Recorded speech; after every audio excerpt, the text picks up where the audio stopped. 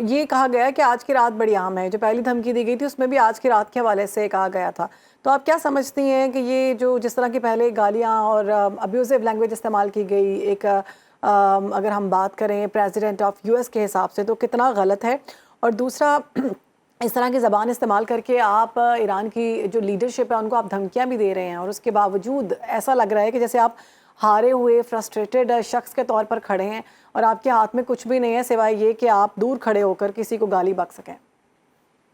کسی ہارے ہوئے انسان کی اس سے بڑی علامت فرسٹریشن کی اور کیا ہوگی جس طرح کی زبان وہ استعمال کر رہے ہیں. اور آپ دیکھیں کہ ان کی ہار ان کی اس طرح کے الفاظ سے جو ہے وہ صاف جھلک رہی ہے کہ وہ بھول چکے ہیں کہ ڈپلومیسی کیا ہوتی ہے, ڈپلومیٹک ایکٹیویزم کیا ہوتا ہے, اور اتنے بڑے ملک کی اتنی بڑی کرسی پر بیٹھ کس طرح کی لینگویج استعمال کرنی چاہیے. تو وہ ساری ڈپلومیٹک لینگویج اور ساری وارفیئر اسٹڈیز جو کہ خود یو ایس سے ناصر بڑا پڑھاتا ہے اور یو ایس اے میں پڑھائی جاتی ہیں اور دنیا یو ایس سے پڑھنے جاتی ہے. تو اوور آل نہ صرف U S as a U S president Trump کے اپنی پولیٹیکل کیریئر کے اوپر ایک بہت بڑا کوشچن مارک ہے, بلکہ آنے والے یو ایس پریزیڈنٹس کے لیے بھی جو ہے یہ اتنی شدید مشکلیں کھڑی کر چکے ہیں کہ اب وہ یو ایس کی جو ہیجمنی ہے اور یو ایس کی جو پریزیڈنٹ کی جو ایک ہیجمنی ہوتی ہے, پاور سٹرکچر کے وہ ایلیمنٹ سمجھا جاتا ہے, وہ سب کچھ اب زیرو ہو چکا ہے. اب دنیا میں یو ایس کا امیج اس ایران جنگ یو ایس جنگ کے بعد ختم ہونے کے بعد بھی اللہ کرے بخیر عافیت اس کا اختتام ہو انشاءاللہ. اگر بخیر عافیت اختتام ہوتا بھی ہے تو جو مذاق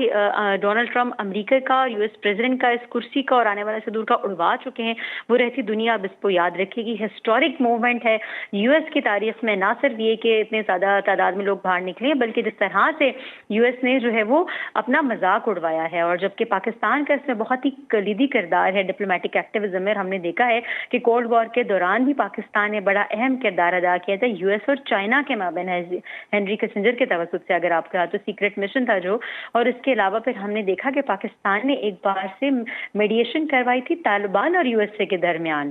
تو پاکستان کا یو ایس اے کے ساتھ یو ایس اے کے چائنا کے ساتھ مسائل ہوں یا طالبان کے ساتھ مسائل ہوں, پاکستان نے ایز اے میڈیٹر اپنا امپورٹنٹ رول جو ہے وہ ہسٹری میں ادا کیا ہے, تاریخ میں. لیکن اب پاکستان جو اسلام آباد ایکارڈ کی طرف بات جاری ہے, پاکستان اور ایران یو ایس اور ایران کے درمیان پاکستان بھی وہی اپنی اسٹرانگ ڈپلومیٹک اسٹریٹجک پوزیشننگ پر آ کر کھڑا ہے. لیکن اس طرح کے ٹرمپ کے بیانات ہی ہوا دیتے ہیں کہ ایران کو مجبور کرتے ہیں دوبارہ سے ایٹمی تنصیبات آئل کی تنصیبات پر یا امریکی فوجیوں پر حملہ کرنے کے لیے. یہ جو جنگ میں کہتی ہوں یہ پیش خیمہ ہے صرف ٹرمپ کی بکھلائی ہوئی اسٹیٹمنٹس کا. جس دن نے ٹرمپ اپنی ان پریس کانفرنسز کے توسط سے اور ٹویٹس کے توسط سے اس طرح کے جو ہے وہ ایک اسٹوپڈیٹی جو ہے وہ میں کہوں گی کہ اسٹوپڈیٹی کا مظاہرہ کرنا بند کر دیں گے تو یہ جنگ اسی دن رک جائے گی, کیونکہ ایران ڈیفینڈ اور ریٹیلیٹ کر رہا ہے نہ کہ اٹیک کر رہا ہے. ٹھیک ہے, تو ایران جب رات کو ٹرمپ نے دھمکایا کہ ایران کی آئل کی تنصیبات کو ہم نشانہ بنائیں گے, وہ ہمارے نشانے پر ہیں, تو اگلے ہی دن ایران نے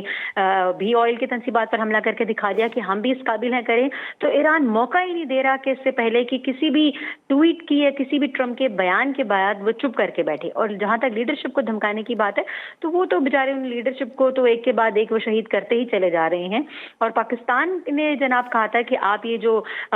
2-3 لوگ آپ کی ہٹ لسٹ پر رہ گئے ہیں, جس طرح کہ ان کے فورن ان کے اسپیکر ہیں یا ان کے وزیر خارجہ عباس عراقچی صاحب ہیں, خدا رہا ان کو آپ چھوڑ دیجیے تاکہ بات کرنے کے لیے نیگوشیٹ کرنے کے لیے کوئی تو سفارتی تعلقات برقرار رکھنے کے لیے کوئی انسان ہو. آپ بات کس سے کریں گے؟ تو thanks to Pakistan and thanks to Pakistan diplomatic effort کے ان کی بات کی سنوائی واشنگٹن میں بھی ہوئی ہے, اور کہ ایران کے کچھ لوگوں کو آپ ہٹ لسٹ سے نکال دیں تاکہ بات کرنے کے لیے کوئی بات ہو. ڈیل کی بات بھی تو آپ ساتھ ساتھ کر رہے ہیں ہم لوگوں کے ساتھ.